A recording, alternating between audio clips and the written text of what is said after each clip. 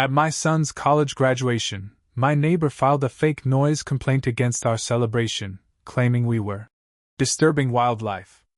Animal control showed up and found that he was actually hoarding exotic animals without permits. Watching them seize his illegal pets while he screamed, "It's not fair!" was the best graduation gift we could have asked for. I'm not a petty person. I don't go looking for trouble. But if you mess with my family, especially on the proudest day of my life, I'll remember. And if the universe gives you what you deserve, I'll pour a drink and enjoy every second of it. This all happened a few months ago in Gainesville, Florida. My son, Trevor, graduated from the University of Florida. He earned a full scholarship, finished with honors, and already had a job lined up. He worked his ass off for 4 years, and we were damn proud. So we decided to throw him a backyard celebration. Nothing wild. Just burgers, music, cornhole, and family. But of course, Doug had a problem with that. Doug is our next-door neighbor. Retired.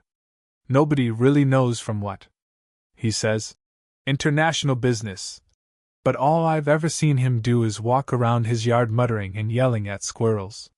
He keeps to himself mostly, until someone has fun. Then suddenly, he's a noise expert, a wildlife protector, a neighborhood watchman. He's complained about everything from kids laughing too loud to someone using wind chimes. The guy once called code enforcement because a family 2 houses down left their garbage cans out for an extra day. So when we sent out invites for Trevor's party, I told everyone to be respectful. Keep it PG, stay on our side of the fence, and by 9 p.m. We even walked over to Doug's the day before to give him a heads up. My wife made cookies, offered him some. He didn't take them. Doug just said, "Don't let it disturb the hawks." We laughed, thinking it was a joke. It wasn't. The party started around 5 p.m.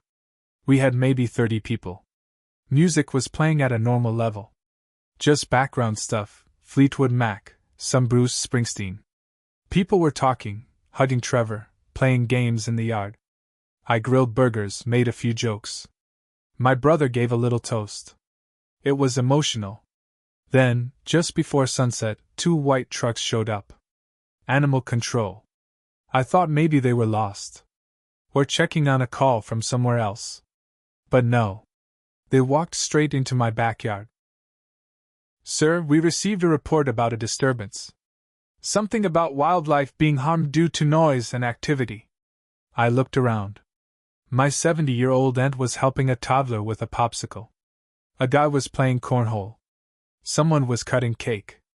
There were no firecrackers, no DJ, nothing crazy. Just people talking and laughing. I asked them, "Where's the complaint coming from?" They didn't say. But I didn't need them to. Doug was standing on his back porch, phone in hand, arms folded like a proud tattletale. He didn't even try to hide it. The animal control agent was polite but serious.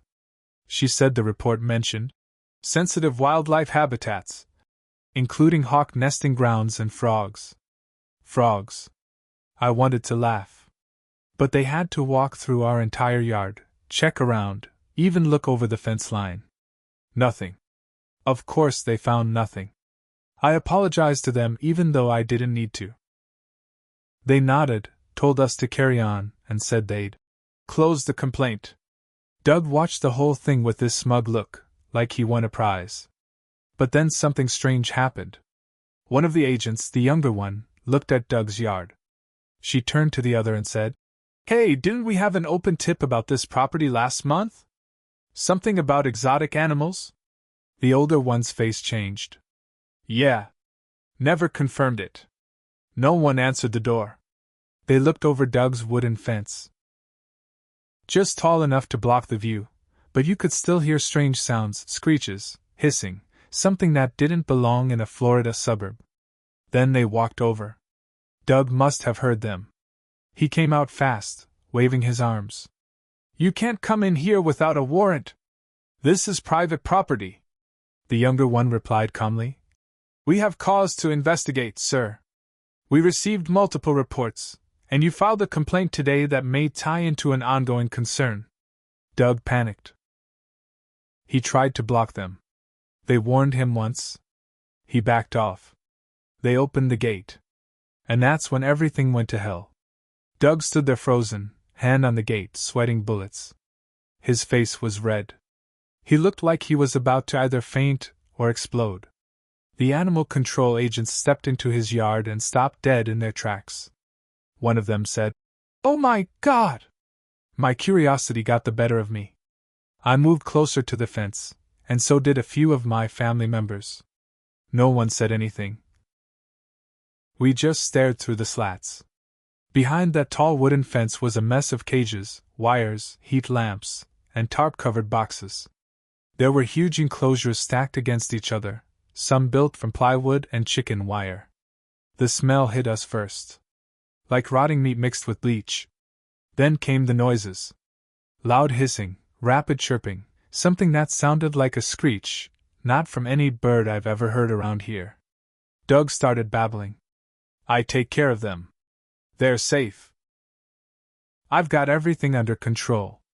But the agents weren't listening. They walked around with flashlights and radios, calling in backup.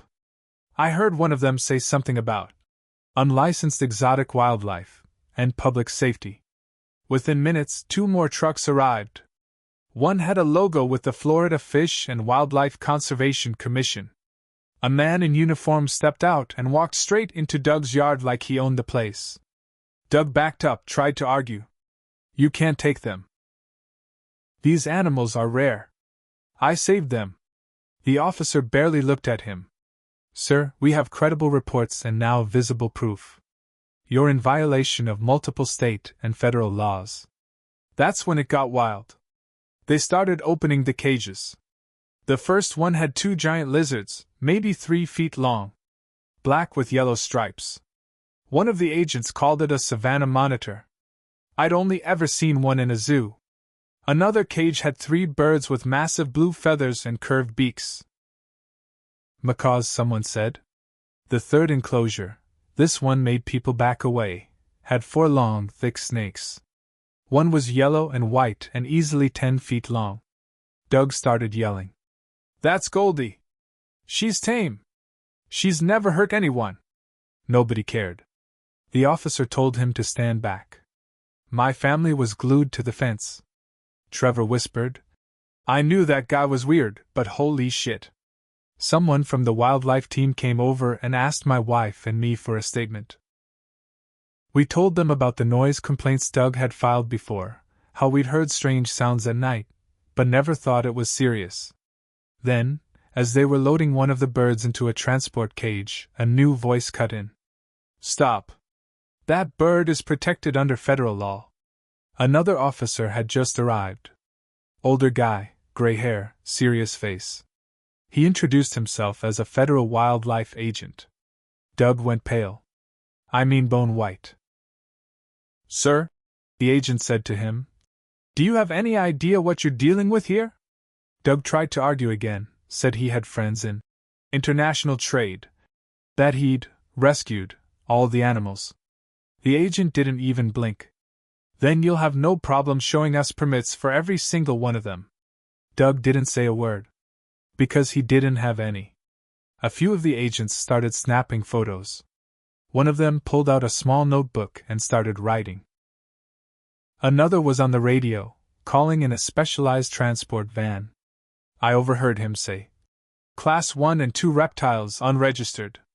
One of the officers came over to us and said quietly, this could be a big case. That man might have ties to illegal wildlife trafficking. My stomach dropped. I looked back over the fence and saw Doug slump down onto the grass. Just sat there shaking, head in his hands. This wasn't just about some weird animals. It was bigger than that. And the whole thing started because he wanted to ruin a graduation party. Doug didn't get arrested that night, not yet, but it wasn't because they went easy on him. The agents loaded up cage after cage. They were careful, respectful, but there was no question. They were seizing everything. It took over 2 hours. They brought in special crates for the snakes, and one of the birds needed a sedative because it was flapping like crazy. The noise echoed across the neighborhood. People started coming out of their houses. First it was just a few neighbors. Then more. By 9 p.m., there were about 20 folks standing in driveways, whispering, some filming. One woman from 2 houses down gasped when she saw one of the lizards being carried away. "That thing was that close to my kids?" Turns out Doug had been warned before. A couple years ago, someone reported him for keeping exotic pets without the proper enclosures. At the time, he claimed he had only one snake. A therapy pet. They couldn't prove anything else, so he got off with a warning. He didn't stop. He doubled down. We found out the next day that he had been buying animals online from sketchy importers. He kept them in those homemade cages, bred some of them, and sold them to buyers across state lines. No paperwork, no safety precautions. And here's the twist I didn't see coming. Doug wasn't just hoarding animals, he was smuggling them. One of the officers who stayed late spoke with me quietly. Said that after they left our party, they executed a follow-up warrant early the next morning. They searched Doug's garage and attic. Found heat lamps, incubators, packing boxes, and a stack of fake permit labels. He was planning to sell some of the snakes to buyers in Arizona and New Jersey. They found emails and texts. He even had prices listed. It was a small-time operation, sure, but still federal. Doug didn't show his face for the next few days. His house went dark. A black tarp went up over his fence, but everyone knew what was going on. We kept getting updates through the grapevine. My wife has a friend on the city council, and she heard that the feds were preparing to file multiple charges. Then, 1 week later, it happened. Unmarked sedan pulled into Doug's driveway at 7 a.m. They rang the doorbell.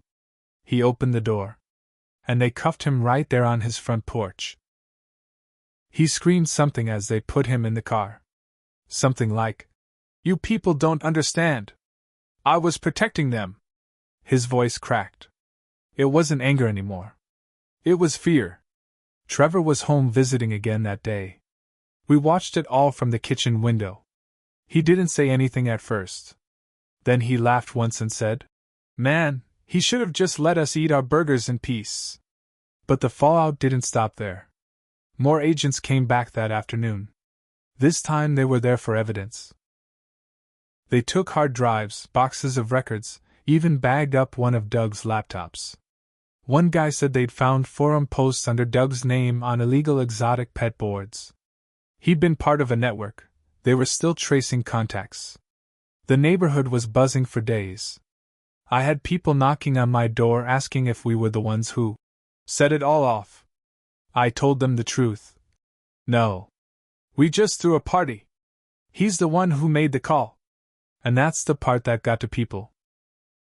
Doug filed a fake complaint to ruin our son's celebration, and in doing so, he drew a spotlight on himself.